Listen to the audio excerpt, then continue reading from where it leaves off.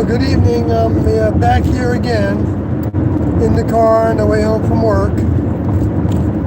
And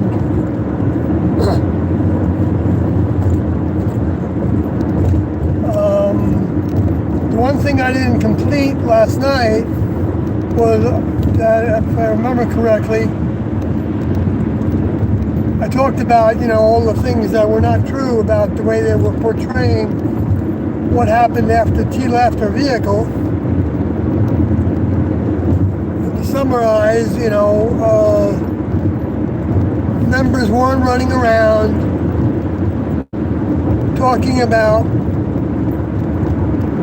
the whole effort being dissolved. In fact, the evidence of that is that it didn't dissolve. If there were a student or two or more that were thinking that it might be dissolved,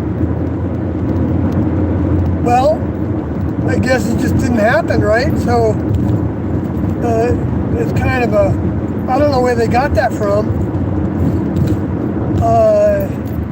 If they got it from one of the former members that were in some of the shows recently and before, like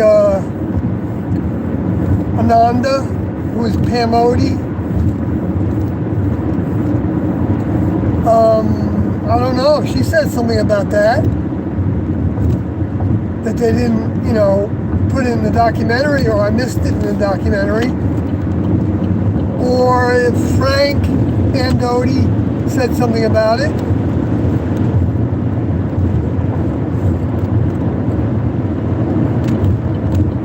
I don't know if he said anything about that. People were running around thinking it was dissolved. They're making it look like, everything fell apart, which it didn't fall apart at all. Nothing fell apart. And Doe even tried to keep everything exactly the same as when T was here.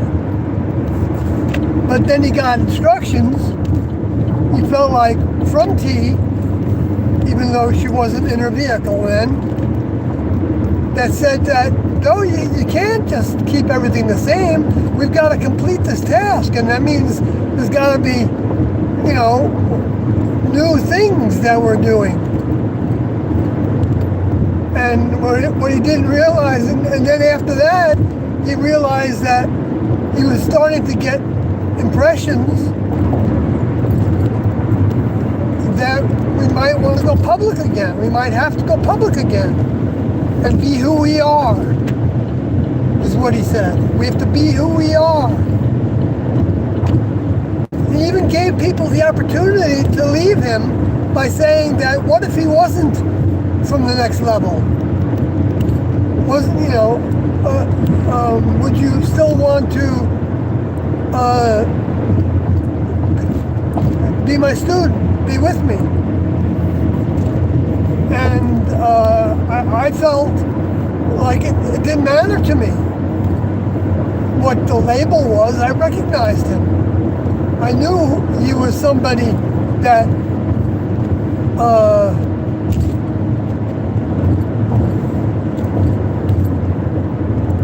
was so full of mind that was above and beyond anything on this planet.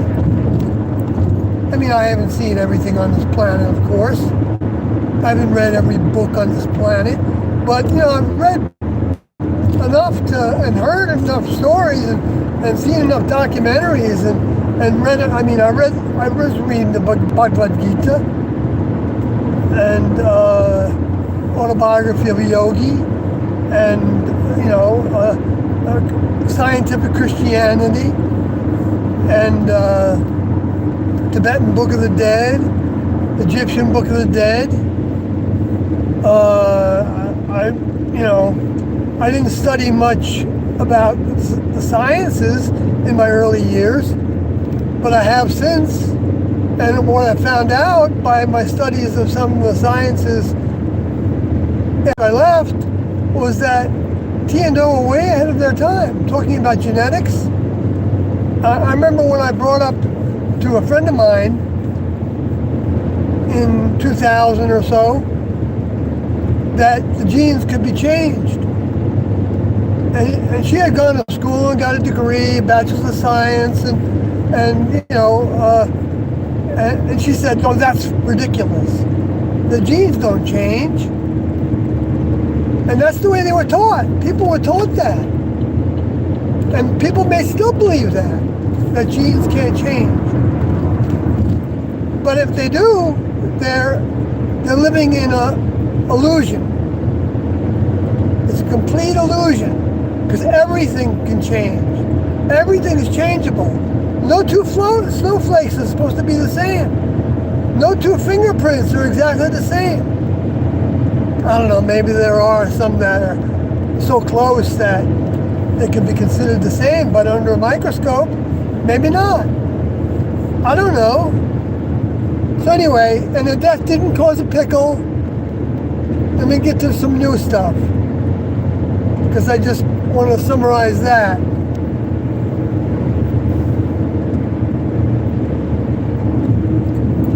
Oh, that also regarding that, Ben Zeller, I believe, said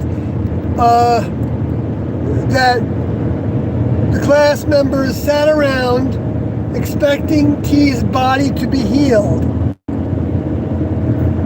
And I didn't expect T's body to be healed, even though T talked about that the body could be healed. But I didn't make the connection that anything was happening that wasn't part of the design or part of the process, or, you know, it's tantamount to what Tiendo said about Jesus and how some Christians believe, and they talk about it all the time, that if Jesus didn't die and wasn't resurrected from the dead, that the whole Christian religion wouldn't have any value or any foundation or anything. And that's completely untrue. Completely untrue, according to Doe. And I didn't understand it when he first said it, why that was untrue. In fact, I was a little bit, you know, it was one of those things that he said that I just didn't know where to put it. Because I came from a Christian background that kind of worshiped Jesus, even though I wasn't part of any group that did that. I just believed that he was somebody very special. And yes, I believed he was, associated with whatever the kingdom of God was, which I didn't know what it was. I mean, how would anybody know what it was until Tiendo came to really describe it in a nutshell, and also to point out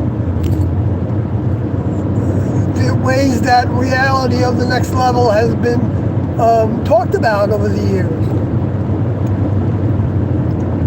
and in the record books. Like talked about as a kingdom. Where Christians, a lot of times when I would say that to Christians, they would say, yeah, kingdom meaning they have the authority over the earth. Yeah, but the kingdom, authority over the earth, isn't the whole meaning of kingdom. Kingdom is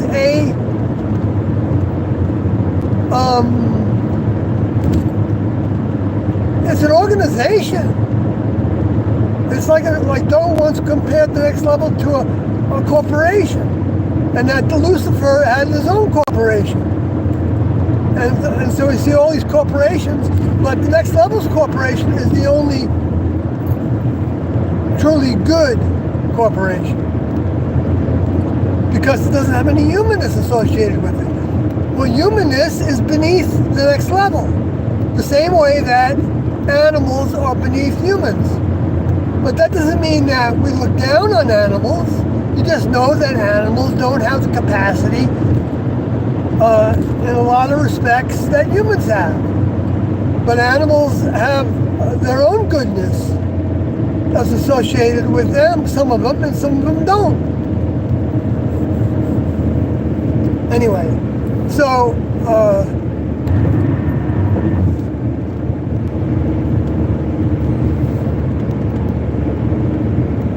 we didn't sit around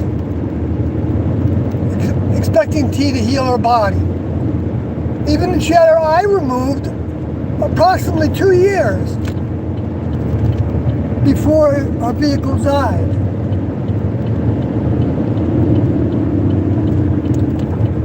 And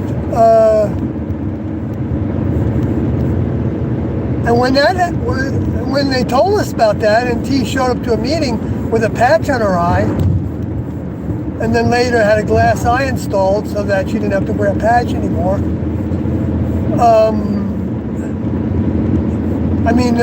They told us at that meeting that the doctor told T that it was cancer of the eye that was in her eye, and that it's probably gone throughout her whole body.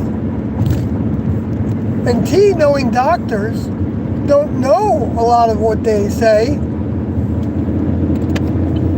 But even if they do know, even if they feel obligated to tell somebody that, T felt like that doctor had no place setting her up for that. Because when you're told that you have cancer throughout your whole body, that's like a death sentence. Now, what can it do? What can the benefit of that be? Well, sure, you could overcome it enough to where you say, well, I guess I better have all the treatments and everything, have all kinds of tests done, and then what? And then, use the recommended treatments, or I can go into search down alternative medicines and try to treat it that way. But T didn't want to do that. She knew she could do that. I'm sure Doe knew that she could do it. I don't doubt that she could have healed that vehicle, but I don't know. T didn't bring all her mind with her to do that task, according to Doe. That T had grown to be able to actually have more than one vehicle doing tasks. I don't know how many she might have. One mind having multiple vehicles. Where Doe didn't have that kind of development yet. Maybe he does now, after he finished this difficult task. I don't know. But,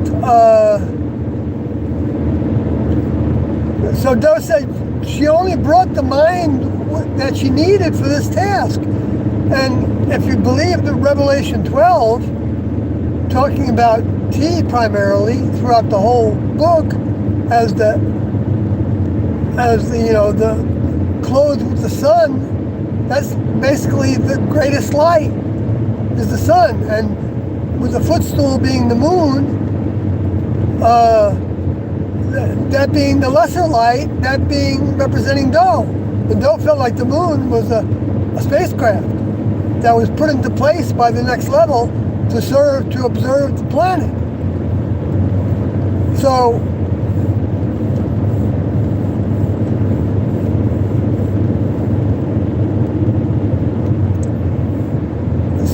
that means, and it says that the earth would swallow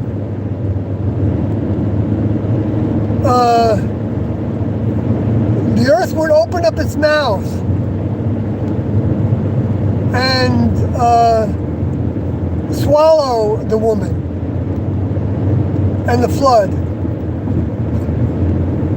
that was going against the flood from the lower forces negativity about her, because she received the most negativity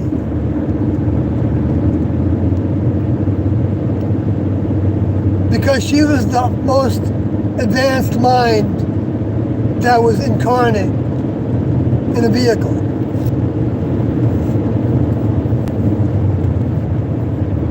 And that negativity, whether we know it or not, actually destroys the vehicle.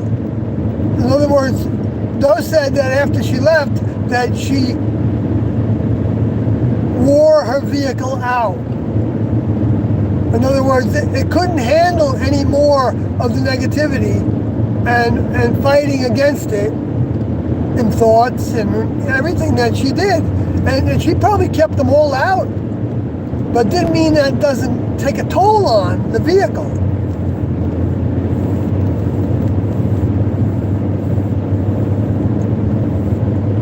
So,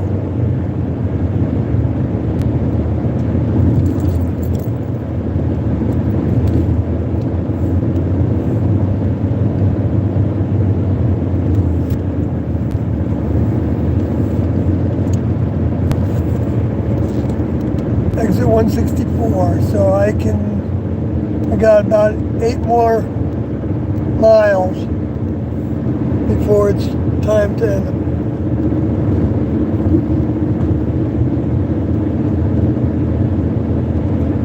So Zeller said that in the docu-series, whatever you want to call it,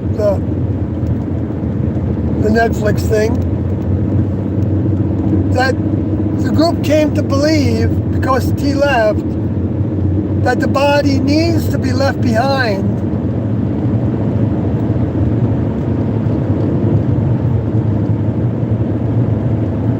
to release the soul. But that's not true. They didn't believe that. I mean, they knew that the body was, they didn't know what value the body would be to the next level. Okay? No matter what. Even if we had all gotten on a spacecraft in 1975, if we were ready, if we had made the transition enough to where the next level could give us that final ingredient that could convert the vehicle into a next level vehicle, or that they might take the vehicle on board, maybe to test it, to see if it, if the food quality was good that it was eating, and things like that they can learn from it, the way that humans do the same kind of things a lot of times in their research.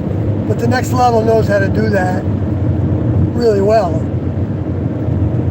Humans know how to do some of it fairly well, but not compared to the next level. It's still like Tinker Toys for the humans, no matter how good their technology is. But, or the vehicles could be taken and given a task somewhere else on the planet, or on another planet. The next level, if they have a use for the vehicles, those vehicles then become like a suit of clothes that a mind from the next level could take over and use it. So let's say they wanted to go do a task in China, or anywhere. Then they could take that vehicle, keep it alive, take the soul out of it, or leave the soul in it that was the student that graduated, and let them do a task in China with that vehicle. I mean, they could have healed it from drinking that barbiturate. The next level has antidotes to things. They could have easily healed it.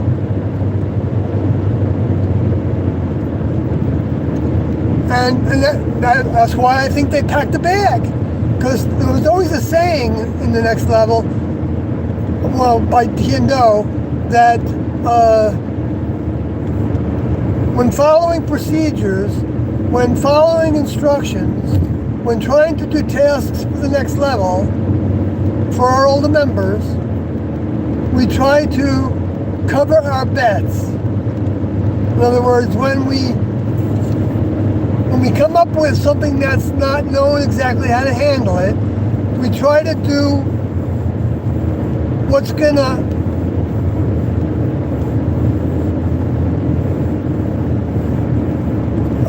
be closest to the instructions that we can imagine, and that can leave it so that we can go back and fix it. So in other words, you wouldn't kill yourself because you can't go back and fix that. I mean, sure, the next level could tell everybody they're going to heal the vehicle and then make you go back there and stay back there. But next level also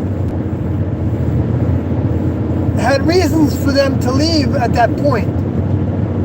Because like Tiendo said all along, that there's a limited time for the task, even though they give more than adequate time to do it.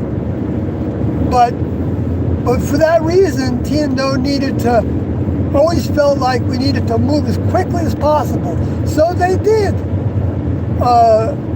press us, push us to some degree, not in a pushy way. Listen to the tapes, and you'll see how they, are telling us when we're doing things that aren't right, aren't as good as they can be. They weren't saying that everything we did was no good, and they weren't saying that it applied to everybody the same way. Because some people got lessons that everybody ended up getting, because it doesn't hurt to get the same lesson that somebody else got, even though you don't necessarily need it, because if it stimulates thirst to do better, then there's a positive that comes out of it always.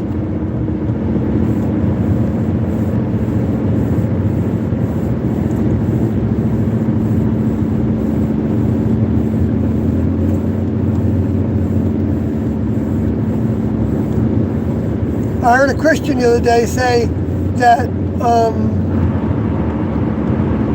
you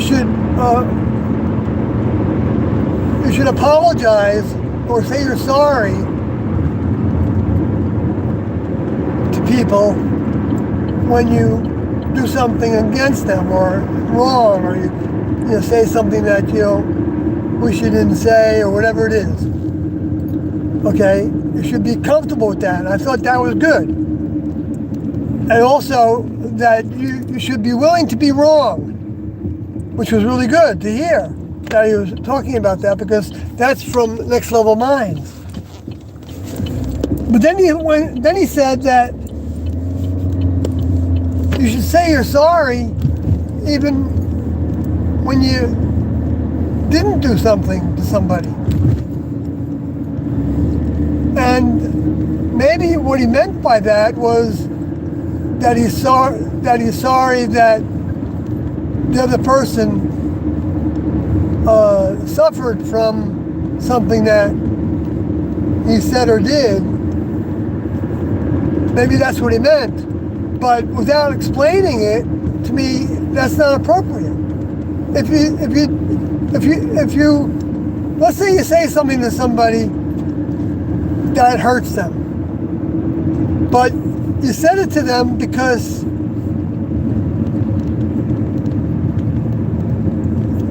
either you thought they wanted to hear it, or you thought they needed to hear it because of some action they were going to take.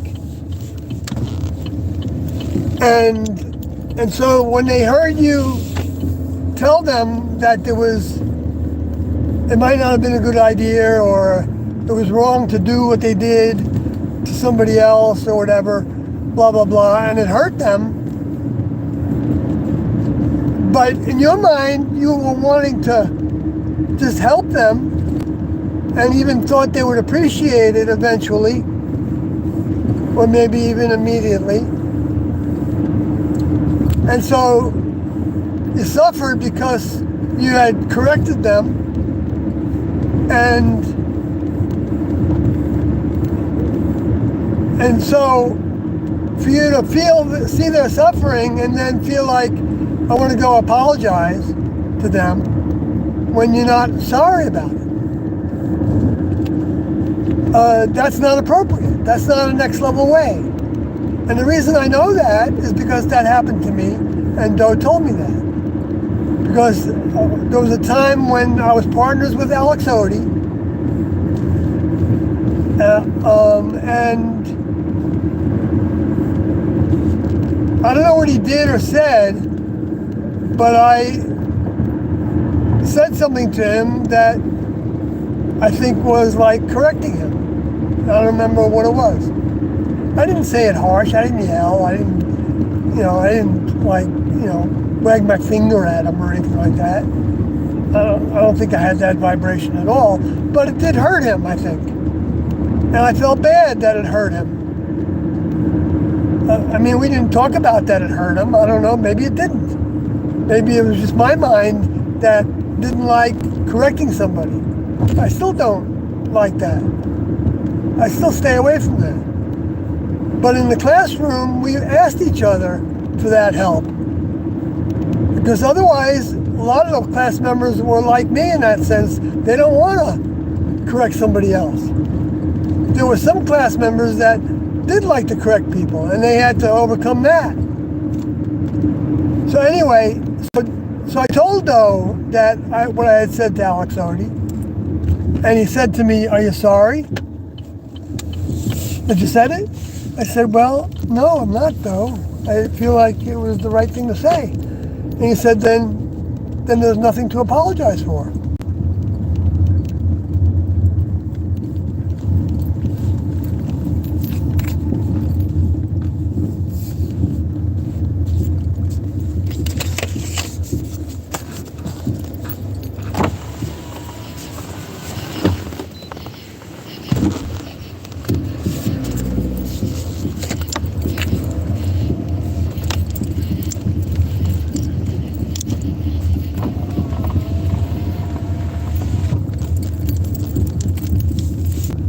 Well, I covered a few more things, and I think maybe there's a few other things I added to it that some may not have heard. So I'm at my place of where I live with Kathy, and so